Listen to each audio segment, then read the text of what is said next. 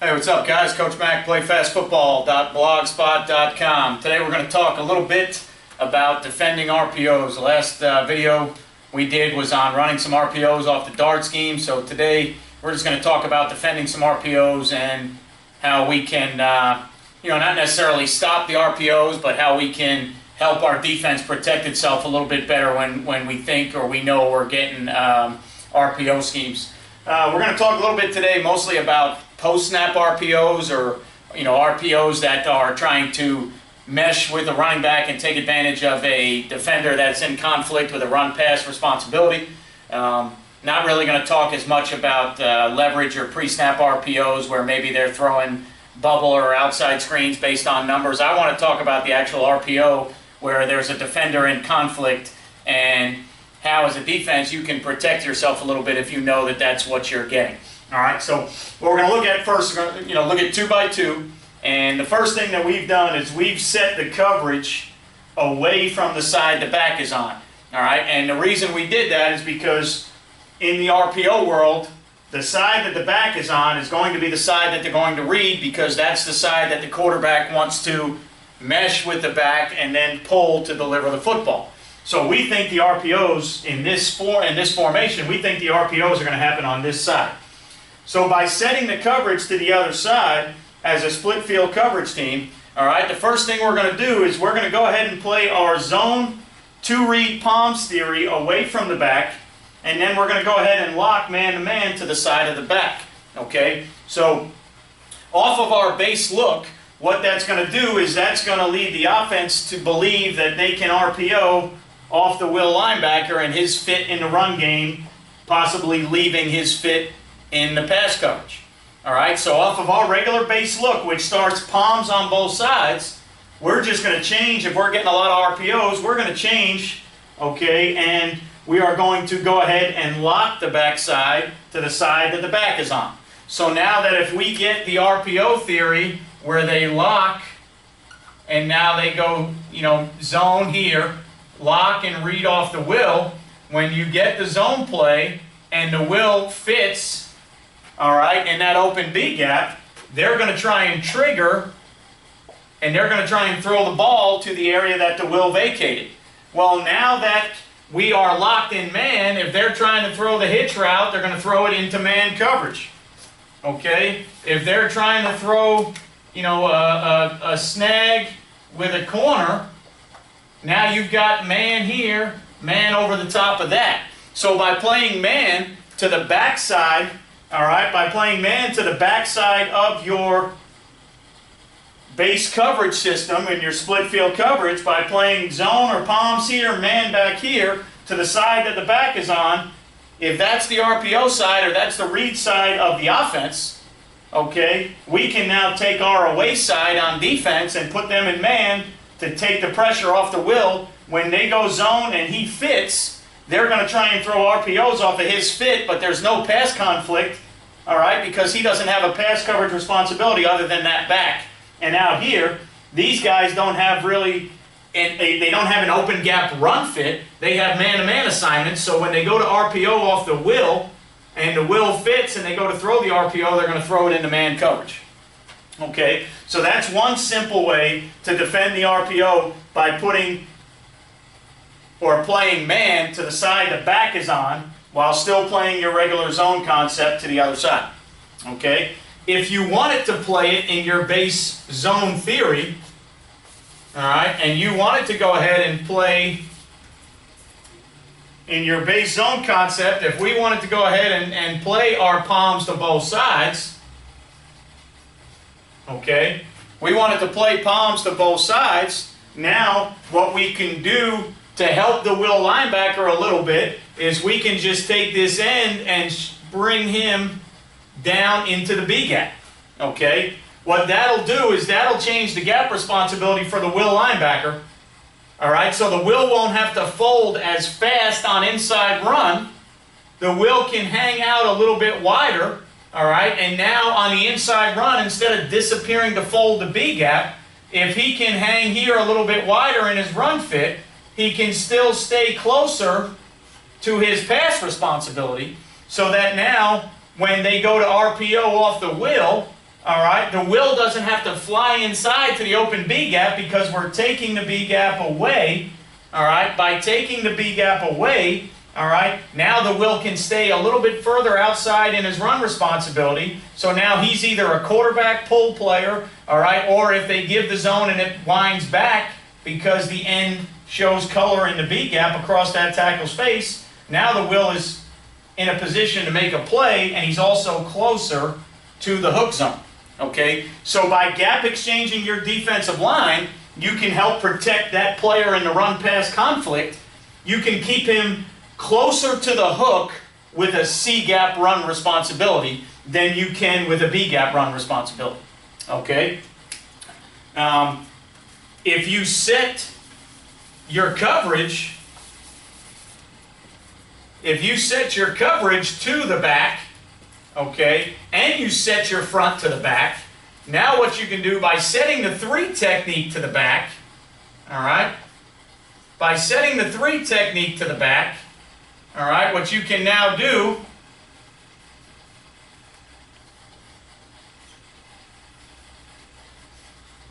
by setting the 3 technique to the back, you can take away the immediate fall-in gap from the strong safety. Okay, so now in the RPO world, they would have to zone, all right, double or zone and work to the mic, lock the 3, lock the 5, RPO off the strong safety.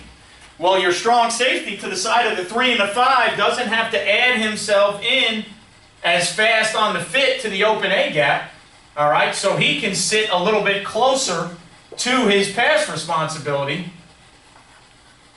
All right, he can sit a little bit closer and stay in the hook to curl longer because his run responsibility, there's no immediate gap open to the inside for him to have to fold into. Okay, so if you do set the coverage to the side of the back and you set the front to the side of the back, all right, there's a little more protection on the strong safety when he doesn't have an immediate hard fall-in gap. Okay, when he doesn't have an immediate hard fall-in gap to the open A gap, if the mic's going to play the open A gap and the will's going to play the open B gap, all right, he doesn't have an immediate fall-in to the same gap that the mic is playing. Okay, now there's some teams who, in 2x2, they like to spark the 3, all right, into the A gap, so now that their outside apex guys, all right, are guys that can fold hard immediately into the open B gap, and the mic can kind of play on the back half, or he can fall back on the inside zone and play on the back half of the tailback, all right, because both A gaps are covered, and now you've got immediate fold-in players to the B gap. That is a great, great way to play the inside zone in 2x2. But because you have both B gaps open, if your 3 technique spikes, because both B gaps are open, this guy is going to be left in a very vulnerable position, all right, to now be RPO'd where he's a hook player, but he's a B gap run defender. Okay, so now that's going to open up that RPO world a little bit. You'll be stronger against the inside zone, but you're going to open that RPO world up a little bit where, you know, now that he's a B gap folder, if he sticks his nose in there, all right, if he sticks his nose in there, now when he sticks his nose in, the ball gets thrown behind him into a voided zone that your corner and free safety are not responsible for in that coverage.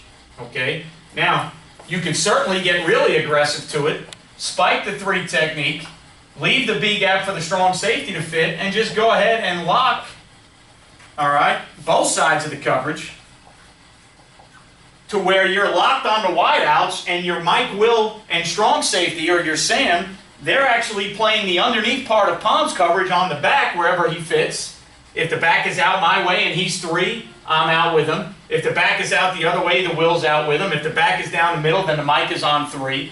All right, your underneath guys can play Palms on the back. You can lock the receivers. So now that when you get zone, you've got a spike, you've got a fold B gap, a back half, fall back player on the tailback. And now when they go to throw their RPOs, you've got man and aggressive man. All right? So anytime you're playing man on the guys that they're trying to throw the ball to, off of the conflict defender, you're kind of taking the RPO theory out, because when he fits the run, they're throwing the ball to his vacated area, but you're playing man-to-man. If you set the 3 technique to the side of the back, okay, you can still play zone behind it. All right, you can still play palms behind it and 2 read behind it. Okay, but just understand now that it's going to be a little bit tougher. You're going to lose the Mike or half a gap when the Mike has to play A gap, the Willie folds B gap. Your strong safety doesn't have to fit as hard on the inside zone play, so he can help defend the RPOs, but you're going to lose half a player or a player because the Mike can't fall back on the back half of the zone unless the strong safety adds himself really quick. Okay? So you just have to understand where you have the front set, where the open B gap is. Do you spike the 3? All right? You got to kind of understand what you're trying to do behind it when you're defending teams that want to RPO. Okay? All right? The other thing that you can do, and this is not something that we like to do or a world that we like to live in, okay, but by closing the middle of the field and making it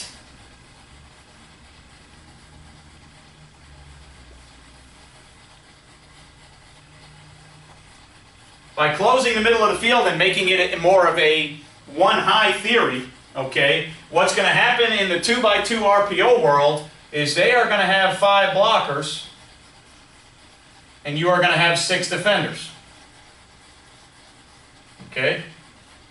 They're going to try and read one of the inside linebackers in the box, but now because their conflict player is in the box, the only thing they can throw behind him is they're going to be forced to throw some kind of pops or vertical shots behind him, because now if they read the Mike as the conflict player,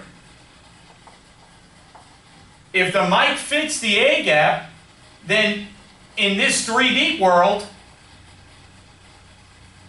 this hook zone, okay, to possible curl zone is the area that's vacated. If he's the conflict and you're playing RPO or you're running an RPO off him, then your route had better get itself somewhere down in there. So now maybe you're going to force them to throw some type of double slants to where if the Mike is in here and they pull, they're throwing double slants off the strong safety. Okay? But what you've done is you've added an extra defender to the box, and you've took that 5 blocking 5, reading the 6, you've kind of made it a little bit more difficult by putting the 6 guy in the box. Okay? And then if you really want to get him out of the RPO world, you put 6 in the box, and you play man free. Okay? Now you're playing man on that, man on that, man on that, man on that. You are bracketing the back with your 2 backers, and you got a post hole defender behind it. Now you've got 6 defenders in the box, okay? 6 defenders in the box, 5 blockers. Somebody's going to come free. Man-to-man on the outside, okay? Man-to-man on the outside so that they are covered when they go to run their routes. If they're trying to RPO off the Mike, they're covered, all right, when they go to run their routes, so there's no voided zone area. And you got a post hole defender to defend the ball down the field, or if you want to get really risky, add your post hole defender as a QB player.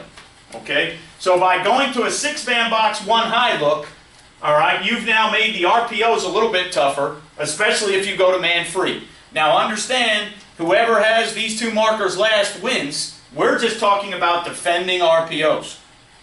If you now go into this 6-man box man free, there's tons of other things the offense can do to beat you. So whoever gets the marker last is going to end up winning. We're talking strictly about defending RPOs and why the RPOs are so effective on offense when they're conflicting a guy with a run-pass, all right, conflict. All right, or a linebacker that needs to play a run and then also play a run, but then also he needs to drop into pass coverage. All right, that to me is the true RPO world because there's a conflict. All right, 3x1. All right, you got, let's just talk about stick draw, which is one of the normal ones that you're going to get in 3x1. Here's one of the ways we try and help defend in our base coverage. One of the ways that we're going to try and help that, okay, we're going to set the 3 technique to the side of the trips. We're also going to set the coverage to the side of the trips, and we're going to play a theory we call mix. We're going to X out and play man on number 1. We're going to take our strong safety and our free safety, and they're actually going to play palms on numbers 2 and number 3. We're going to hip our mic out outside the end. We're going to leave our will stacked over the center. We're going to bring our weak safety down to be a D-gap force, B-gap fold, flat player. We're going to play our backside corner over the top. For us, this is what we call mix on this side, and we call sky on this side. Okay, so now, when you get a team that wants to run stick draw, and they want to go, either way, they want to go 1 out, okay, and they could be double out, it could be 2 out, and 3 on the little stick out, right? Okay, in order for them to do that, all right, if they want to do it off a draw action or off a zone action, it really doesn't matter. They've got to be able to block the 5 most dangerous defenders in the box, okay? And then the conflict is going to be that Mike linebacker right there. Does he drop in coverage under number 3, or does he stay involved in the run game? Now, if you want to run the draw as an offensive team, show him a pass look from the quarterback, show him a quick punch 1 step to get him to drop under 3, and now you can run the draw to the tailback. If you're trying to throw the stick route, you may be better off running zone to show the mic zone to see if you can get the mic to fit to throw the stick. Okay? So you're either going to get a stick draw concept, or you're going to get a zone stick concept. Okay? For us, the easiest way to help the mic is to take the 3 and the 5 and move them under. Okay? By doing that, all right, we have made the mic a primary C-gap defender. Now that he's a C-gap defender, and he doesn't have to worry about runs going away from him or inside of him, because we've got the A and the B closed and we've got the will inside, we've taken away every inside gap from him. Now we've given him a gap that is closer to his pass drop responsibility. So now I don't need the mic to disappear as fast inside here to open up the stick route. The mic can actually make it real cloudy or blurry on the quarterback, because he can hold his hook drop a little bit longer. His number 4 is not coming out here. His number 4 is going inside. So now he doesn't have to worry about getting out leveraged. So now it's this ball that's going to give us a little bit of an issue if the mic is a fitter in the run game. Okay? So if the mic is a fitter in the run game, that stick throw is going to give us a little bit of an issue. Okay? So what we can do is we can take the 3 and the 5 under, make the mic's gap in the run game wider so that he is now closer to his pass drop. So that if he doesn't have to fold as far inside in the run game, he can stay closer to his pass drop, and we can make that, all right, a little bit muddier for the quarterback. If we want to stay within our base concepts, okay? You could probably do the same thing if you wanted to run a twist game with the 3 first. You could bring the 3 and penetrate first. Bring the 5 back under. All right? As long as you cancel the A and the B gap to the side of the mic, and you make the mic a C gap player, you're keeping the mic closer, all right? You're keeping the mic closer to his pass drop responsibility. Okay? You're keeping him closer to his pass drop responsibility. By being closer to his pass drop responsibility, all right, what I think that'll enable you to do is make the quarterback's read a little bit muddier, because now he can sit closer to that stick or that short speed out while also playing the run, because he doesn't have anywhere near as far to run to fit inside. Okay? Now, by playing the free safety on 3 vertical, we have also helped defend the teams that want to try and go with the 3 pop behind the mic with maybe outside zone away. Okay? They're going to go stretch or outside zone away, read off the mic, and go pop behind them. Well, the free safety playing 3 vertical behind the Mike will protect that a little bit. Canceling out the A and the B gap with stunts up front will protect that a little bit because the Mike is now closer to that short wall responsibility of 3. If the Mike disappears on the stretch play, they're going to throw that pop to 3 all day. Well, in the mixed coverage, our free safety is responsible for 3 vertical. So now that mixed coverage gives us a chance to play 3 vertical on the pop, but also keep the Mike in the window longer because we've canceled the A and the B gap, all right? And we've made the Mike's fall-in gap or his cutback fold gap, all right? We've taken it away so he doesn't have to disappear inside so fast. So then your Mike has to understand that, and your Mike linebacker and your linebacker coach has to be able to teach the Mike, hey, your falling gap we've canceled it, so now you don't have to fold as quick on runs away, so you can stay in your pass responsibility a little bit longer, which will help versus the RPO teams. Again, if you really want to take it away, play man theories or man-free theories. All right, but when you get into man-free, now the offense gets the marker, and now they've got screens or meshes or rubs or picks. They've got a lot of things they can do because they have the marker. So this is a way that we can stay within our base theories. All right, to the side of the back, we're getting tripped, so the RPO is probably going to happen over here. So let's do some things up front to help the Mike out. All right, do some things up front to help the Mike out to eliminate his huge run-pass conflict, all right? They're a stick-draw team or they're a 3-pop team off the stretch or whatever it is. If you know you're getting that, do some things to help the guy that's actually in the run-pass conflict. That doesn't mean that that's the only guy they can conflict. They might be able to throw and read off the will of the weak safety. Offenses are good enough nowadays where they can throw RPOs off anybody. But if you have an idea of what they like to throw, and if you have an idea where the back is, you can help the guys to the side that the RPOs are happening by moving some guys up front or just kind of changing your coverages slightly so that if you're 2x2, you can kind of lock the backside, all right? You can stunt the lineman to kind of remove some gaps for your fall-in, fold-in players, okay? You know, the other thing, in my opinion, especially if we go back to the 2x2 world, all right, if you go back to the 2x2 world, the other thing is mixing in zone pressure. Okay, if you mix in zone pressure a little bit, and it can be 3 under or 4 under 2 deep, it can be either one, but if you mix in some zone pressure, all right, now what you're going to be able to do is you're going to be able to keep guys, you're going to be able to play more aggressive up front by bringing an extra guy.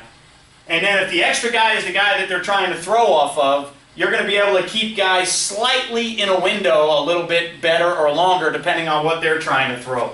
So if this is the RPO side and we think the will's the guy in conflict, by adding the will in to the pressure, all right, and now spinning the weak safety down and then spinning the free safety to the middle, by adding the will to the pressure, we're taking a more aggressive approach to defending the zone play. We're trying to take the zone play away. We're trying to take the QB away, all right? And now if it's an RPO world, when the QB goes to pull and throw, he's going to pull into a blitzer, all right, which is going to affect his throwing lane a little bit. It's going to, if that blitzer is unblocked, if the tackle's locked on the end and the end goes under and the tackle locks with him and the back goes zone, this blitzer is going to be unblocked off the edge.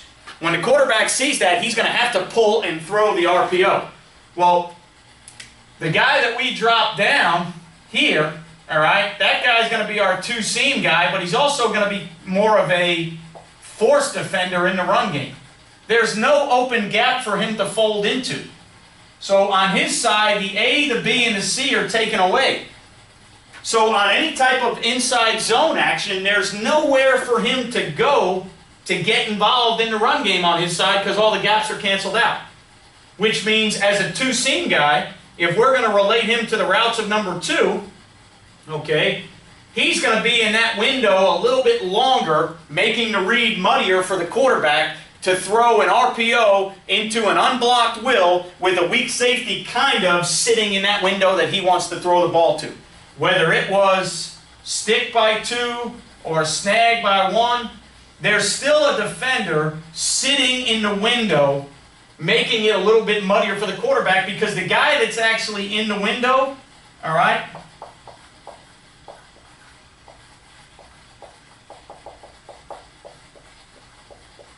there's really no run-pass conflict on that weak safety in the inside zone game.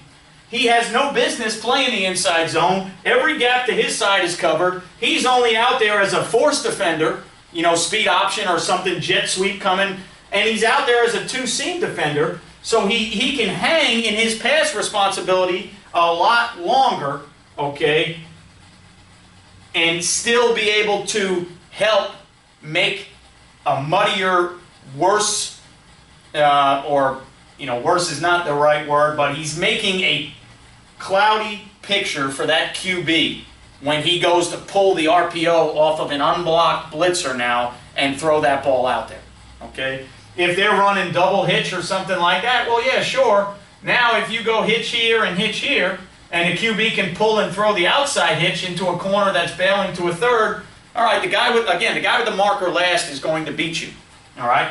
But by adding a little bit of zone pressure in, all right, if I had the marker last and I know that that's what I'm getting, okay, if I know, you know, that that's what I'm getting in the game, well, then maybe I add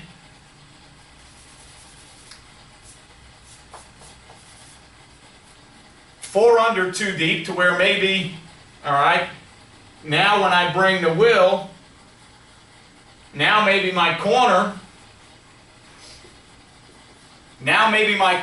are flat players, all right, and then I've got 2 underneath hook droppers with 2 deep safeties, so I change and I go 4 under 2 deep, okay? I go 4 under 2 deep and I change the structure of the coverage. All right, well, now I've got the outside one handled, but maybe it's that inside hitch or stick that's going to get me. Okay, so by adding a 5th defender, all right, I'm going to make that quarterback have to pull and throw into an unblocked defender if I'm getting the RPO, and then I can base my coverage behind it to where I can go 3 under 3, 4 under 2, man free, all off that same 5-man pressure, and now I can change the look for the quarterback. He's going to have to pull and throw the RPO. It's just a matter of what coverage is he throwing the RPO into. Now they've got to have the right routes called based on whether I'm 3 under, 4 under, or man free. Okay? So that's a simple way. If you're getting RPOs, pressure to the side of the back, take the B gap away and bring a guy off the edge so that when the quarterback goes to pull, all right, he's going to have to throw into an unblocked blitzer off the edge. Again, all right, if it's the RPO. If they know that that's coming, they've got other ways to beat it. It's still going to come down to who has the marker last. All right, but what we're talking about is ways within your structure, without changing your whole defensive package or your mentality on defense, so that when people say, how do you defend RPOs, you don't say, well, all of a sudden we're a 3-4 team or we're a double eagle man free team when we see RPO teams. Well, what about when you see teams that RPO is part of their package, but they also do other things real well? Okay, they're real good at zone read, they're real good at RPO, they're real good at running jet stuff, and their quarterback can throw it a little bit. You can't create a brand new system to defend RPOs. You've got to protect your system. How do you do that? All right, play combination coverages where you're zone to one side and your man on the RPO side. Stunt your linemen and help your run-pass conflict defenders that are in a zone theory. Help that hook curl guy out or that hook defender out. Help him by taking away his fold gap with your lineman and keeping his run responsibility closer to his pass responsibility. Add a guy in, all right, to pressure. Add a 5th guy into the pressure, all right, and make that quarterback add it to the side of the back so when that quarterback goes to RPO, he sees the conflict guy blitzing. When that guy comes, he pulls that thing, and now he's throwing into an unblocked guy. Can the offense pick it up? Yes. Can they change the play? Yes. Can they audible? All those things can happen. if you're talking about defending RPOs within your base structure, this is a simple way to look at your coverages and say, how can we play combination man zone on the RPO side where we're man and zone away, 3-by-1, how can we help that 3 defender, all right? Or how can we gap exchange to help our coverage guys out, and then how can we add pressure onto it?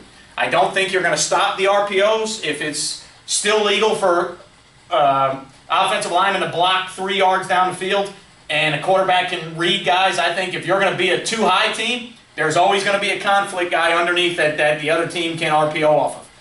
If you're going to close the middle and go 1 high, now you're going to open up 4 verts or other things. So either way, marker last is going to win.